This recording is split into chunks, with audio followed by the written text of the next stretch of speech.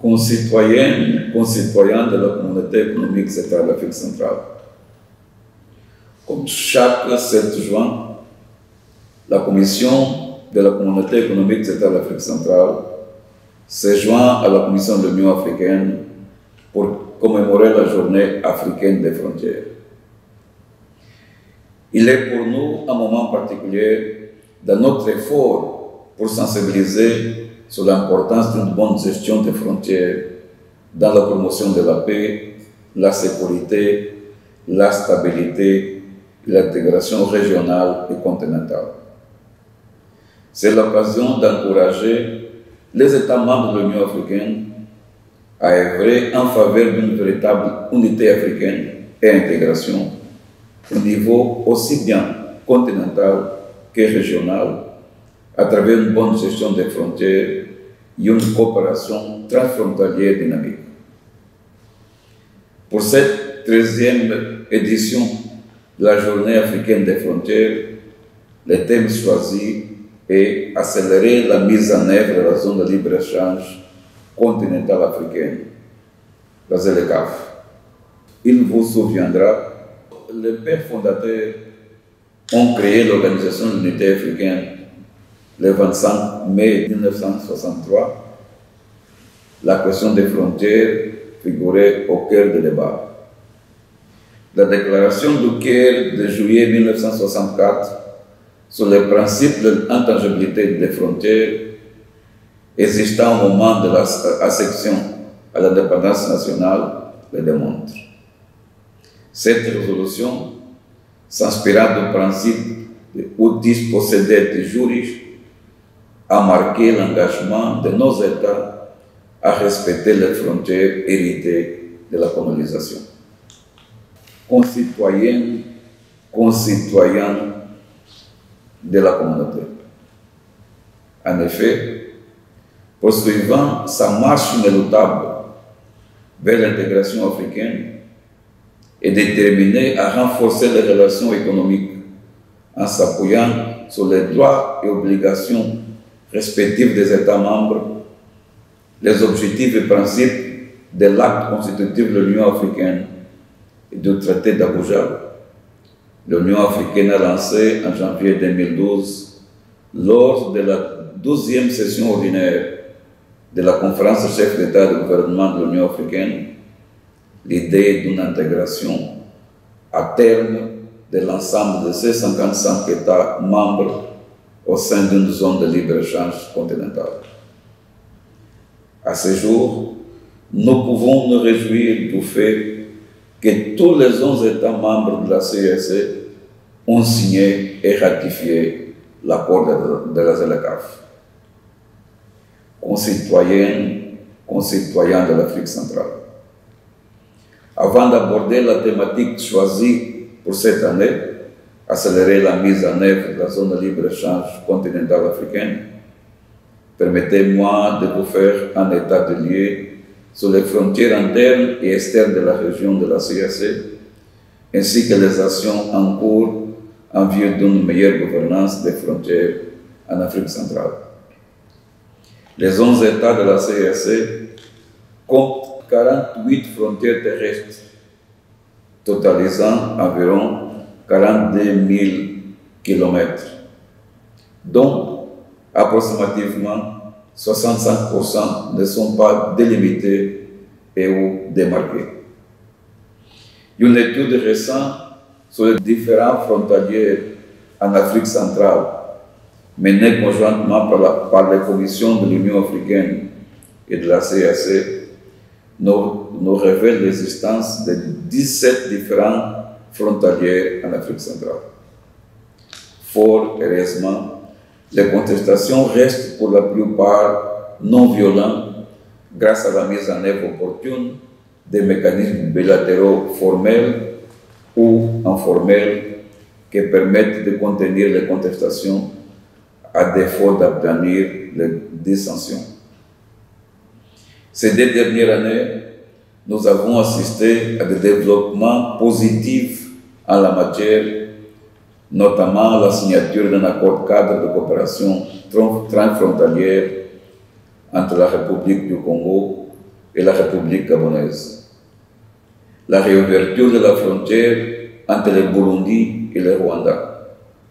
Les activités de réaffirmation des frontières entre le Gabon et le Cameroun. Le Gabon et le Congo et le Cameroun, le Congo et la République démocratique du Congo, la République démocratique du Congo et l'Angola, pour ne citer que cela. En termes d'infrastructures transfrontalières, notamment les routes reliant les États et l'aménagement des points et postes de passage homologués, beaucoup reste à faire. Néanmoins, quelques initiatives bilatérales visant à faciliter les échanges sont à saluer. À l'exemple de l'aménagement du corridor Yaoundé-Brazzaville, l'aménagement des postes uniques frontaliers entre le Cameroun et la République centrafricaine, et la RDC à Bukavu et le Rwanda à Changungu. La construction par le passé d'un pont frontalier flottant reliant les provinces de Lunda Nord en Angola et du Kasaï central en République démocratique du Congo au niveau de Kalambambouji en RDC et Chikolondo en Angola. Concitoyennes, concitoyens de l'Afrique centrale, garantir la libre circulation des personnes, des biens et des services, c'est la condition primaire pour la mise en place et l'opérationnalisation de la zone de libre-échange continentale africaine. Cela passe pour une gouvernance harmonisée des frontières au plan à la fois sécuritaire, économique et sanitaire. Au niveau de la commission de la CEC, plusieurs actions allant dans ce sens sont menées, notamment l'élaboration de la stratégie régionale de gouvernance des frontières de la CEC et son plan d'action pour la période 2024 à 2028. L'élaboration des plans stratégiques régionaux d'une seule santé et de surveillance transfrontalière des maladies humaines et animales à potentiel épidémique en Afrique centrale. L'élaboration d'un code de bonne conduite en matière de droits humains aux frontières de l'Afrique centrale. La réalisation d'une étude sur les différents frontaliers en Afrique centrale. Tout cela dans l'esprit de la Convention de l'Union africaine sur la coopération transfrontalière, dite Convention de Niamey, que nous encourageons vivement les États membres de la CEC à signer et ratifier. En effet, la mise en œuvre de cet outil est susceptible de favoriser également l'implémentation de l'accord sur la ZLECAf en Afrique centrale. Il est donc important de nous rappeler à nous-mêmes les rôles novateurs joués dans la gouvernance des frontières pour cette convention de Niamey. Elle a en effet favorisé un assouplissement du principe de l'intangibilité des frontières. Tout en acceptant la réalité, elle invite à les considérer non plus comme des lignes de séparation, mais plutôt comme des passerelles d'échange et de circulation porteuses de valeurs ajoutées entre les États et les peuples. Sans une telle vision, la zone de libre-échange continentale africaine et l'intégration continentale demeureront une utopie. Cette journée africaine des frontières est donc aussi un appel à changer nos mentalités et à développer la coopération frontalière, y compris par l'accélération des échanges de biens et de services.